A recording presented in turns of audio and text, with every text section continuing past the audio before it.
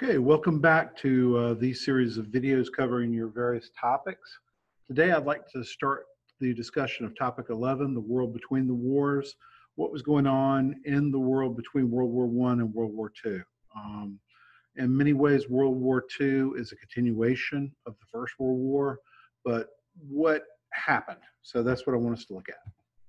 Okay, let's start looking at Latin America, an area of the world that was not extremely stable in the 1910s, 1920s. Mexico, just before World War I, was under the government of Porfirio Diaz, which in some ways was a prosperous and peaceful time for Mexico. But the reality is that a lot of the things that he was able to accomplish didn't benefit large number of people. And most of the people in Mexico who are mestizos or Indians were basically working on the haciendas, working on these ranches, these farms, these plantations, with very little to actually show for it. In 1911, there was a challenge to the Diaz government by a gentleman named Francisco Madero. This started a whole string of things that happened in the early 1910s. Madero was elected, then he was assassinated. Then this man named Huerta took over in 1913, and he was immediately challenged by three men, Carranza, Zapata, and Villa. So there was kind of like there was a major civil war going on between these people. They didn't like each other. They didn't like Huerta. The United States got involved. They actually sent troops in.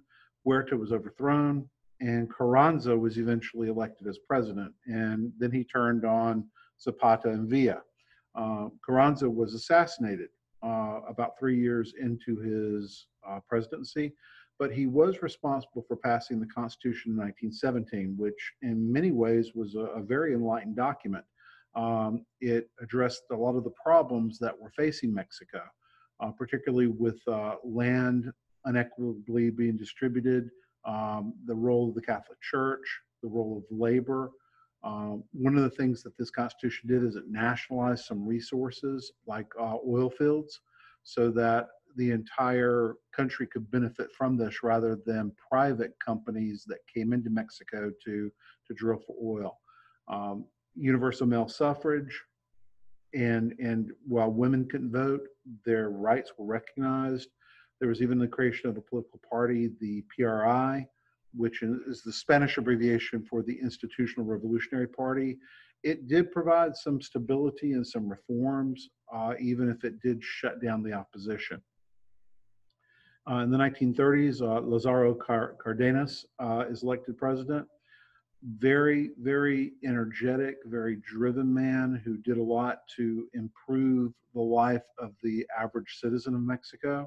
One of the things that he definitely did is stood up to international oil interests, particularly the United States, nationalized these oil reserves, made sure that foreign powers couldn't come in and dominate Mexico. In Latin America, it's sort of a similar story. There is a tremendous reliance upon export of natural resources and importing finished goods from other places. When the Great Depression occurs, you have exports stop, imports start to become really, really expensive. And so Latin America sees that it's trapped in a system that isn't going to benefit it. So you start to see three different types of nationalism, this promotion of the country begin to unfold in Latin America. One is economic nationalism, where in many cases the government step in, nationalize control over resources so that the country could gain more control over it and ultimately become more self-sufficient, not reliant on imports. Then you have political nationalism, where in many cases people in these countries favored a strong government that was authoritarian, not necessarily democratic, but one that would maintain law and order. And then you have cultural nationalism, this pride in the culture of these regions. Like, for example, in Mexico, Diego Rivera was an artist who painted these huge murals that celebrated Mexico's history, both Native American, Aztec, pre-Columbian, as well as Spanish civilization and culture. So you see these three types of motivating factors within Latin America. Within Africa, you see a lot of these nations that, if you remember, are colonies of European countries. A lot of them fought to help um, their countries in World War One. They felt like they would get a little bit better treatment. That didn't pan out. Um, you have the development of Pan-Africanism, this idea that all the countries of Africa should join together and work to promote their interest towards the rest of the world.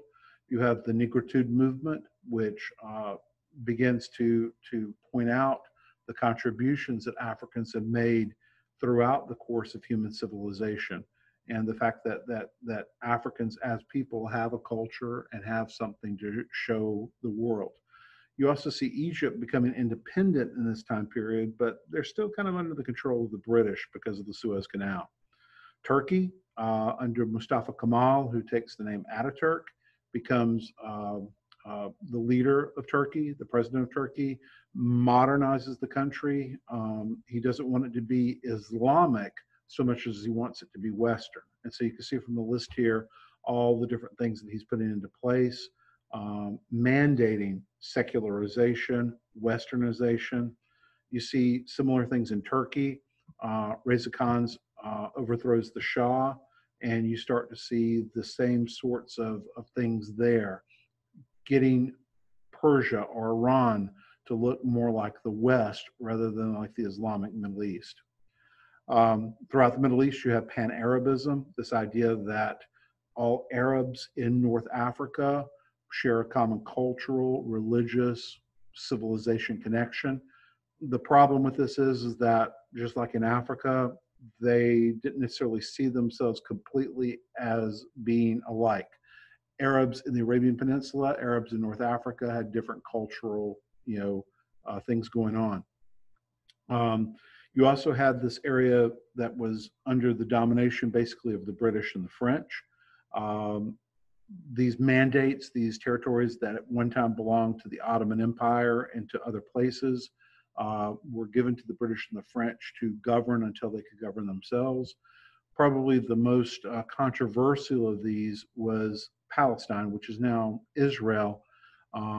Palestine became the area that a lot of Zionist, Jewish leaders who felt like that Jews, because of persecution, needed a homeland. Palestine was an ancient homeland, and so they start to really push to have this as an area where Jews can return. The Balfour Declaration during World War I, Britain basically says, you know what, we support this idea of a Jewish homeland in Palestine, and they began to encourage Jewish settlement there. Unfortunately, what this results in is a complete displacement of Palestinian Arabs. And it's part of the problem.